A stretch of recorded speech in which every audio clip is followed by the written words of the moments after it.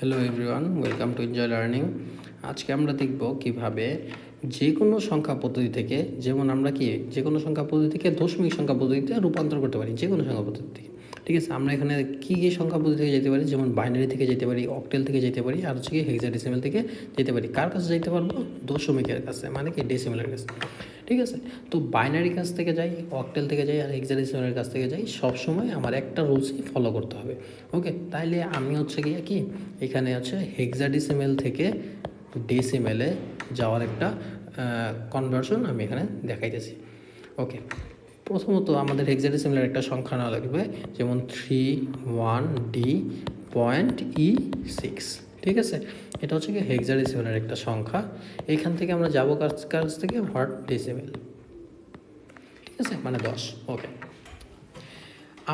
আমাদের সবসময় মনে রাখা লাগবে, আমরা যে এই বাইনারি থেকে ডেসিমেলে যাই, অক্টাল থেকে আর ডেসিমেলে যাই, যে কোনো জায়গায় যাই না কেন আমার একটাই রুলস। ওকে, আমি এখানে দেখাই দিই শর্ট করে। যেমন হচ্ছে বাইনারি যদি একটা সংখ্যা দেওয়া থাকে এরকম, ঠিক আছে, সরি শূন্য তো আগের দাম, যেমন 10 এরকম একটা কি বাইনারি সংখ্যা দেওয়া থাকতে পারে, বলতে পারে হচ্ছে কি অক্টার ডেসিমেলের কাছে যাইতে। ঠিক আছে, এরকম হইতে পারে। আবার যদি অক্টার একটা সংখ্যা দেওয়া থাকে 37.2, এটা অক্টালের সংখ্যা। ওকে, এটা হচ্ছে একটা অক্টালের সংখ্যা। এই সংখ্যা থেকে বলতে পারে কি আমার ডেসিমেলের সংখ্যা বলতে যাও, অথবা হেক্সাডেসিমেল তো আমরা এই জায়গায় লিখলাম। তো আমরা হেক্সাডেসিমেলটা কইটা দেখাবো।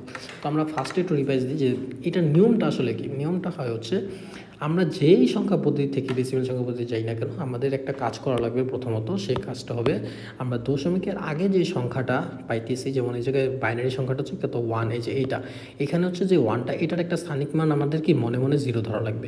ওকে, তার আগের সংখ্যাটা আমরা 1 ধরবো, তার আগের সংখ্যাটা 2, তার আগের সংখ্যাটা 3। ওকে, পয়েন্টের পরে যে সংখ্যাটা থাকবে এটা -1, এরপরটা কি -2। ওকে, কিন্তু আমরা যখন হচ্ছে কি ঠিক আছে, এই এতটুকু আমার কাজ করে ফেললাম কি বাইনারির ক্ষেত্রে। ওকে, এবার হচ্ছে কি আমরা অক্টালেটটা দেখি, যেমন 37.2, এই 37.2ও সেম, দশমিকের আগে যে 7 আছে সেটা 0, আর 3 যেটা সেটা 1। কিন্তু যদি আরও আগে সংখ্যা থাকতো তো এরকম বাইনারির মতো 2, 3, 4, 5, 6 এরকম করে যেটা থাকতো। আর দশমিকের পরে কি শুধু 2 আছে, তো আমরা এই জায়গায় -1 ধরবো। ঠিক আছে, তো এই কাজটা হচ্ছে আমাদের প্রথম। এই কাজটুকুই আমরা হচ্ছে গিয়ে এই হেক্সাডেসিমালের যে সংখ্যাটা নিয়েছি সেই সংখ্যার উপরে অ্যাপ্লাই করব।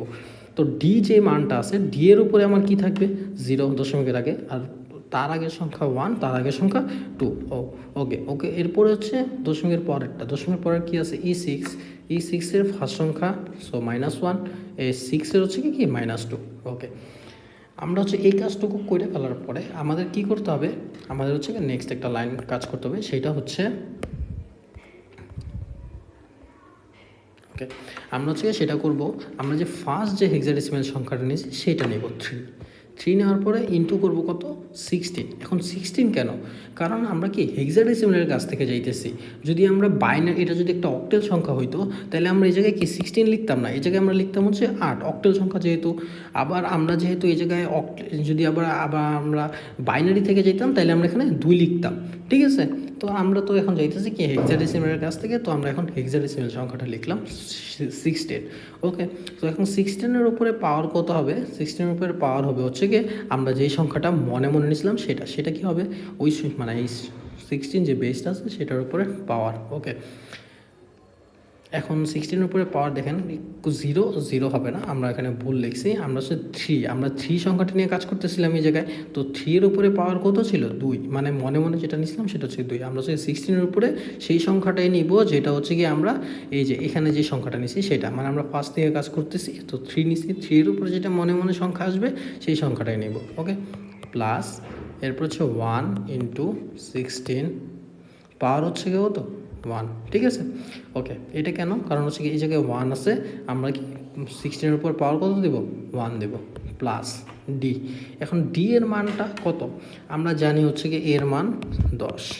ঠিক আছে না, তো বি এর মান 11, এরকম করে যদি যাই তাহলে হচ্ছে কি ডি এর মানটা কত আসে 13। ঠিক আছে, আমরা কি ডি এর মান কত পাই 13 পাই। তো আমরা জায়গায় কী লিখবো 13 × 16, পাওয়ার হচ্ছে কত 0।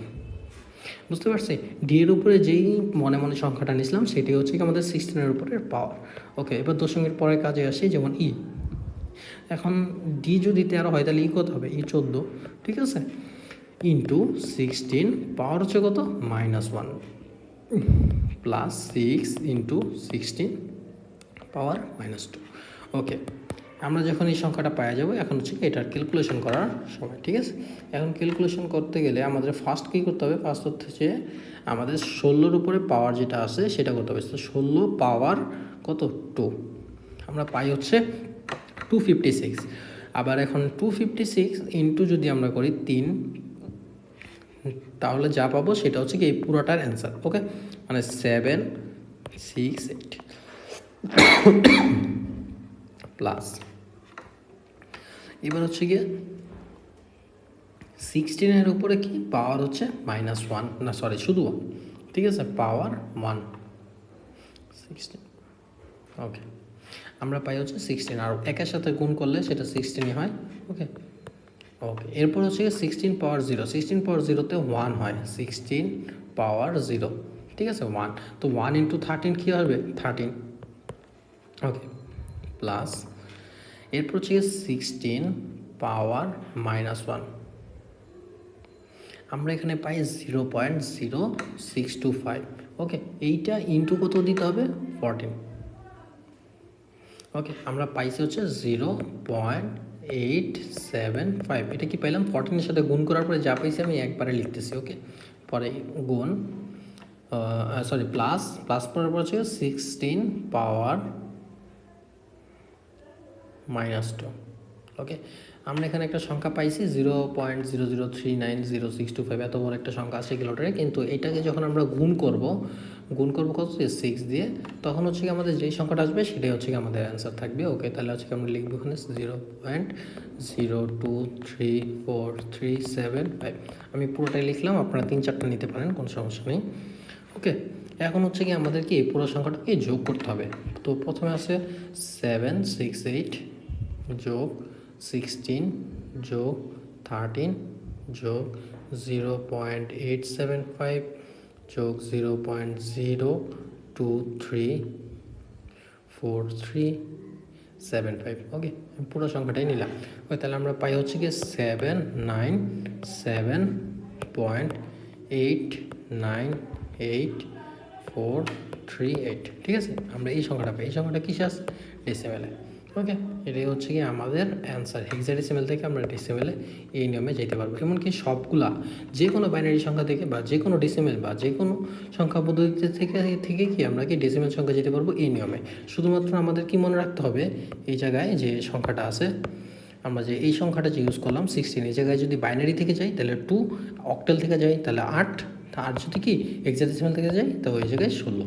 ওকে, এভাবেই আমরা যে কোনো সংখ্যা পদ্ধতি থেকে ডেসিমেল সংখ্যা পদ্ধতিতে রূপান্তর